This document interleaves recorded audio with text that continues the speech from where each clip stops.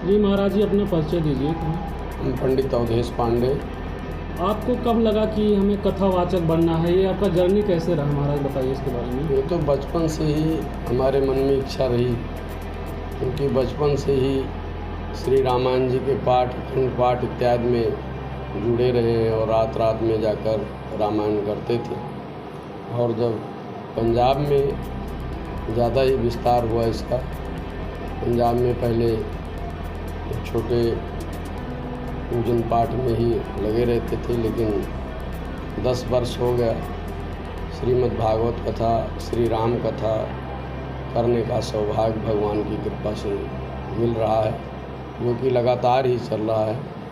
और श्रीमद् भागवत की कथा पटना, बिहार, बिहटा, जनपारा, अमेठी, सुल्तानपुर आदि स्थानों पर भी दूर दूर करने गए हैं। ये सब भगवान की कृपा है। जैसे अब युवा पीढ़ी इस क्षेत्र में कथावाचक बनना चाहे तो उन्हें क्या करना पड़ेगा? कथावाचन के लिए सबसे पहले तो गुरुकुल में शिक्षा लें संस्कृत की, वो सबसे उत्तम होगा। कोई अपने जैसे उनके घर में कुल खानदान में कथावाचन की परंपरा रही है पीढ़ी दर पीढ़ी, तो वह जन वैसे ही कथावाचक के रूप में कथा कर रहे हैं, करते भी हैं, ब्राह्मण में। लेकिन विद्वता तो गुरुकुल से ही आएगी, जहाँ पर वेद पाठ का अध्ययन करेंगे तो उनके वाणी में निखार होगा और अपने वेद के शास्त्र के मर्म को भी जानेंगे, वही आने वाली पीढ़ी को भी प्रदान करेंगे, समाज को उसका लाभ मिलेगा। आजकल कहीं ना कहीं धर्म को लेकर राजनीति बहुत ज़्यादा हो रही है, इस पर क्या कहेंगे महाराज? धर्म को लेकर राजनीति होनी चाहिए। मैं तो ये कहूँगा कि राजनीति अगर धर्मपूर्ण हो तो घटिया राजनीति समाप्त हो। राजनीति में धर्म होगा तो राजा अन्याय नहीं करेगा। राजनीति धर्म से संबंधित करेगा कोई भी नेता तो अनाचार दुराचार पे अंकुश लगेगा। इसलिए जो राजनीति हो रही है, अगर वो धर्मपूर्ण राजनीति करें नेता जन, तो हमारे समाज का कल्याण होगा, धर्म का उत्थान होगा। आतताई प्रकृति के जो नेता हैं उनको भी नेता समाज नहीं बनाएगा। जब कोई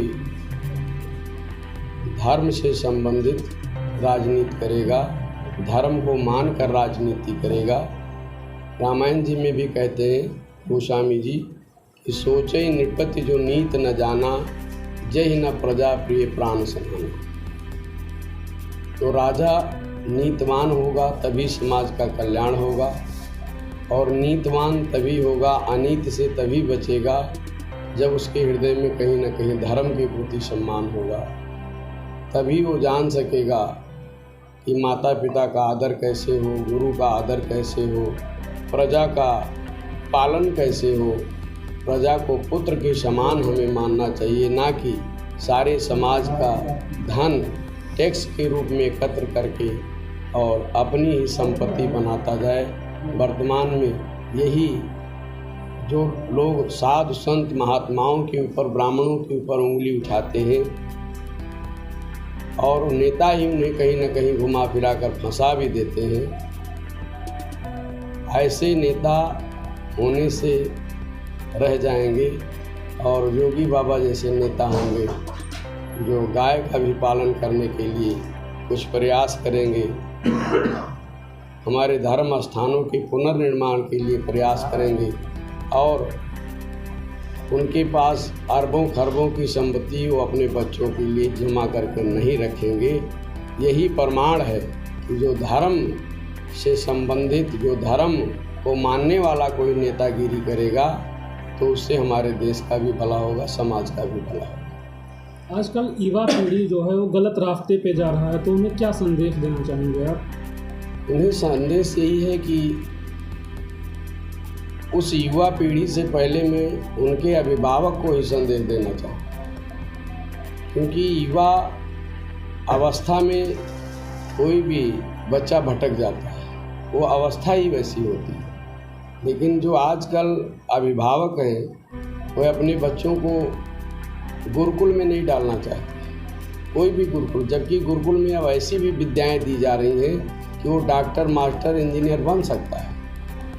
फिर भी कॉन्वेंट स्कूलों में लोग अपने बच्चों को डालते हैं, मेरा बेटा डॉक्टर हो, इंजीनियर हो। और डॉक्टर तो बन जाता है लेकिन उस संस्कार से विहीन हो जाता है, क्योंकि संस्कार जब तक किसी संस्था से, धर्म संस्था से, गुरुकुल परंपरा से नहीं जुड़ेगा परिवार, तब तक उसमें संस्कार नहीं आएगा। क्योंकि संस्कृत से ही संस्कार है। संस्कृत छोड़ा सारे संस्कार भूल गए, सारे ही समाज लिए बहुत दुखदाई है। तो संस्कृत का पठन पाठन लोग बंद कर दिए, अपने बच्चों को गुरुकुल परंपरा से दूर कर दिए। और जो सरकारें भी रहीं उन्होंने भी गुरुकुल को कोई अनुदान नहीं दिया और वो अपेक्षा के शिकार हो गए, उपेक्षित हो गए, जिसके कारण संस्कृति से हमारे बच्चे दूर हो गए और वे संस्कार से विहीन हो गए। तो जब हम गुरुकुल परंपरा से या गुरु से या किसी धर्म स्थान से बच्चों को जोड़ के रखेंगे, हमें प्रति सप्ताह में एक दिन कोई धर्म स्थान को पकड़ना होगा, जो भी जिसके नज़दीक हो, और वहाँ पर अपने बच्चों को भी लेकर जाएंगे तो हमारी आने वाली पीढ़ी भी सीखेगी कि कैसे हमें गुरु का आदर करना चाहिए, कैसे हमें देवी देवता भगवान का आदर करना चाहिए। और तब वो राम से जुड़ेंगे, रामायण से जुड़ेंगे, तो उन्हें स्वयं उस चीज़ का जानकारी होगा कि राम जी ने अपने माता पिता के लिए 14 वर्ष वनवास ले लिया, राम जी ने अपनी पत्नी की रक्षा के लिए दूसरे देश पर आक्रमण करके और विजय प्राप्त कर लिया। जहाँ मान सम्मान की बात आई वहाँ भी राम जी ने पूरा कौशल दिखाया और समाज को संदेश दिया कि हमारे देश पे कोई आक्रमण करता है, हमारे सम्मान पे कोई आक्रमण करता है, तो हमें उसको किस प्रकार से मुंह तोड़ जवाब देना है। और राजा का धर्म कैसा हो वो भी रामायण से सीख सकता है कि राजा होते हुए भी एक अदना सा धोबी ने भी प्रभु राम जी पे लांछन लगाया तो अपनी पत्नी को भी त्याग दिया। तो त्याग, तपस्या सब कुछ आएगा जो अपने धर्म से जुड़ेगा, अपनी संस्कृति से जुड़ेगा, अपने पुराणों से जुड़ेगा। इसलिए आने वाली पीढ़ी को बहुत ज़रूरी है कि वो धर्म से जुड़े, मंदिरों से जुड़े, और वहाँ सात्विकता आएगी और लोगों के प्रति, माता पिता के प्रति भी सम्मान बढ़ेगा, कुछ न कुछ उसका असर अवश्य पड़ेगा। आप पंजाब से चलकर गोंडा जिले में आए हैं, सोनाफा में आए हैं। संत छोटे बाबा को लेकर आपका क्या विचार है उनके बारे में? संत श्री छोटे बाबा जी महाराज जी से हम बरसों से जुड़े हुए हैं और जब भी पंजाब से अपने पैतृक गांव आते तो हम आश्रम पे कई बार आते हैं। इनका आचार विचार व्यवहार, समाज के प्रति इनकी निष्ठा देखकर हम स्वयं ही इनसे प्रभावित हुए हैं। और जब भी पंजाब जाते हैं तो उनके स्वागत सम्मान में हम अपने मंदिर में भी आयोजन करते हैं और वहाँ के वासियों को भी बाबा जी के सत्संग से जोड़ते हैं। उनको भी एक दिन, जब इनको ज़्यादा समय नहीं होता तो भी एक दिन समय मांगकर ज़रूर कार्यक्रम रखते हैं और वहाँ के लोगों को भी ये संदेश देकर आते हैं, धर्म से जोड़ के आते हैं। सो इनके जो आचार विचार व्यवहार हैं, समाज के प्रति निष्ठा है, समाज को जोड़ रहे हैं, धर्म से जोड़ रहे हैं, सत्कर्म से जोड़ रहे हैं। जो कई सारे समाज के लोग सनातन के जो अपना धर्म परिवर्तन करके दूसरे धर्म में जा रहे हैं मूर्खतावश, उन्हें भी समझा रहे हैं कि सनातन ही सर्वोत्तम धर्म है और सनातन संस्कृति ही प्राचीन है। इन्हीं सनातन धर्म के बाद ही अनेक पंथ बने हैं, लेकिन धर्म तो केवल सनातन धर्म है।